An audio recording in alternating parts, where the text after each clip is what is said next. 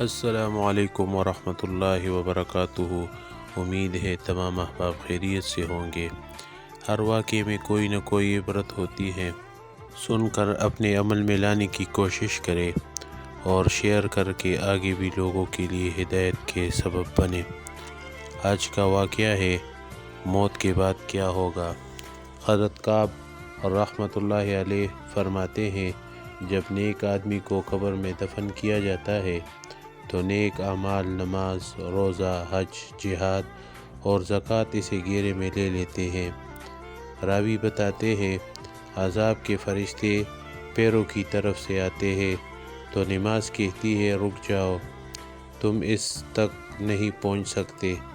انہیں پیروں پر اس نے طویل نمازیں ادا کی ہے تو وہ سر کی جانب سے آتے ہیں تو روزہ کہتا ہے، تم اس تک نہیں جا سکتے، اس نے دنیا میں اللہ تعالیٰ کے لیے لمبی پیاس برداشت کی ہے، لہذا تم اس تک نہیں پہنچ سکتے۔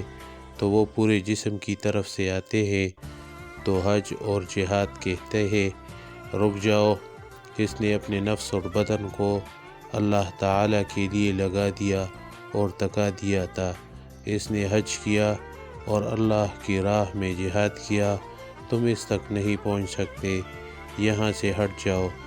فرمایا پھر وہ فرشتے اس کے ہاتھوں کی جانب سے اس کی طرف بڑھتے ہیں تو زکوٰۃ کہے گی، میرے دوست سے پیچھے ہٹ جاؤ، بہت سی زکوٰۃ انہیں ہاتھوں سے نکال کر اللہ تعالیٰ کی ملکیت میں اللہ تعالیٰ کی رضا کے لیے پہنچی ہے، تم اس تک نہیں پہنچ سکتے۔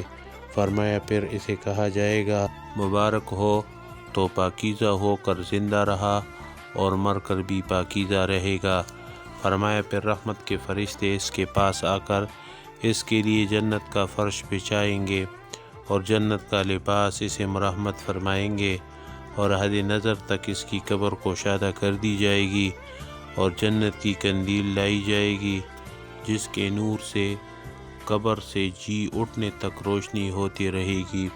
تو میرے پیارے بہن بھائیوں، آج موت تک موقع ہے، جب تک سانس ہے تب تک چانس ہے۔ آج سے اپنی آخرت کی تیاری شروع کرے، پچھلی زندگی پر توبہ کرے اور آئندہ کے لیے آج سے کوشش شروع کرے۔ جزاکم اللہ خیر۔